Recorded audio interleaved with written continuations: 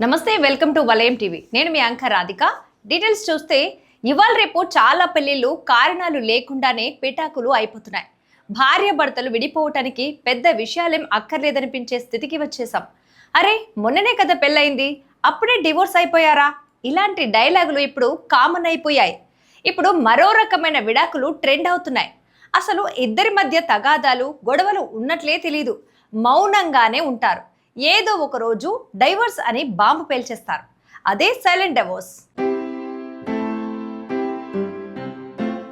పేరు వినడానికే చాలా ఇంట్రెస్టింగ్ గా ఉంది కదూ.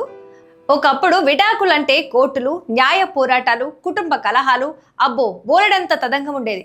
కాపురం అన్నాక ఆ మాత్రం గొడవలుండవా ఏంటి అని పెద్దలు కూడా కొట్టిపారేసేవారు. కోర్టులు కూడా అంత ఈజీగా విడాకులు మంజూరు చేసేవి కాదు.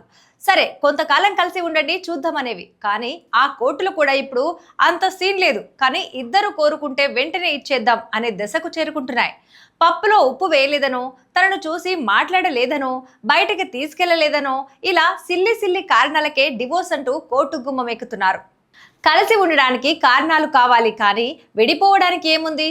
పొద్దున అనుకుంటే మధ్యాహ్నానికి విడిపోవచ్చని నవయువ జంటలు అనుకుంటున్నాయి. అందుకే భారత్లో విడాకులు తీసుకునే వారి సంఖ్య పెరిగిపోతుంది. సాధారణంగా సెలబ్రిటీస్ ఇలా అనూహ్యంగా విడిపోతుంటారు.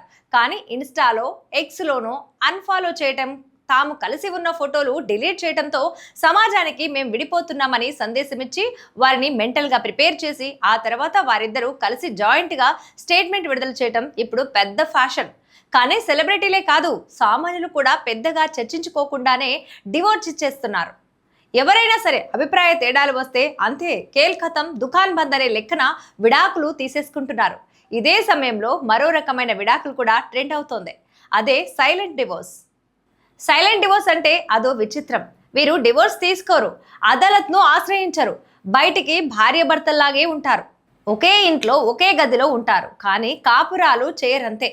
కుటుంబ కార్యక్రమాలకు కలిసే హాజరవుతుంటారు, కానీ వీరి మనసులు మాత్రం పూర్తిగా వేరుపడి ఉంటాయి. అంటే భార్యాభర్తల్లా నటిస్తుంటారన్నమాట. ఇది చట్టబద్ధం కాకపోయినా మనసులు మాత్రం ఒంటరిగా ఉంటాయి. ఒక్క మాటలో చెప్పాలంటే ఇవి చట్టపరమైన విడాకులు కావు, భావోద్వేగాల విడాకులు. ఇంతకు సైలెంట్ డివోర్స్ అంటే ఏంటి? అంటే భార్యాభర్తల మధ్య ప్రేమ, అనుబంధం, సంభాషణ, పరస్పర గౌరవం ఇవన్నీ క్రమంగా తగ్గిపోవటమే. వీరు కలిసి బ్రతుకుతారేమో గాని తెలిసి బతకరు. వీరి మధ్య అందరిలా గొడవలుండవు, కేకలు వేసుకోవటం అస్సలు ఉండదు. కానీ మనుషుల మధ్య గోడలు కట్టేసుకుని ఉంటారు. భార్యాభర్తలు అన్నాక ఆ మాత్రం అనుకోకుండా ఉంటారా ఏంటి? పొద్దున ఎంత కొట్లాడుకున్నా రాత్రి అయ్యేసరికి కలిసిపోతారనే సూత్రం ఇక్కడ అస్సలు పనిచేయదు. ఎందుకంటే వీరు పగలు కలిసి ఉంటారు, రాత్రి ఖచ్చితంగా విడిగానే ఉంటారు. సైలెంట్ డివోర్స్ ను ఒక్క ముక్కలో చెప్పాలంటే ఒకే ఇంట్లో ఇద్దరు అజ్ఞాతుల్లా జీవించడం. ఇదే దీనికి సరైన నిర్వచనం.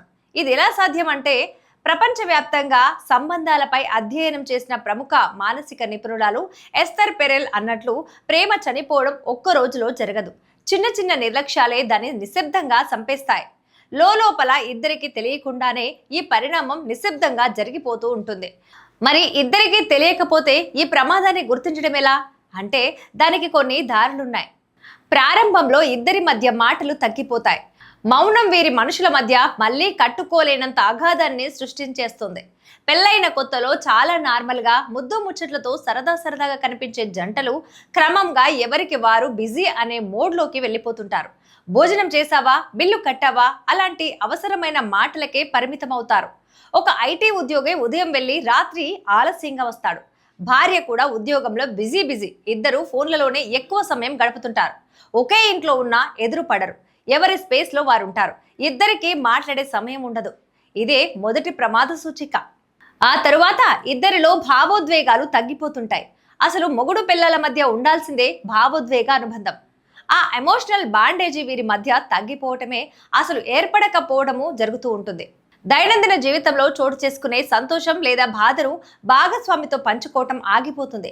భర్తకు ఉద్యోగంలో ప్రమోషన్ వస్తే భార్యతో కాకుండా సోషల్ మీడియాలో పోస్ట్ చేస్తాడు. ఇది చిన్న విషయం అనిపించినా భావోద్వేగ దూరానికి సంకేతం. ఇది రెండో ప్రమాద సూచిక. మాట అనుకోకపోతే, కొట్లాడుకోకపోతే వారు మొగుడు పిల్లలే కాదు. ఇదో చెత్త థియరీ అనుకుంటా, కానీ ఇదే సరైన సూత్రం. కనీసం తిట్టుకునే సమయంలో అయినా ఇద్దరి మధ్య మాటలు ప్రవహిస్తుంటాయి.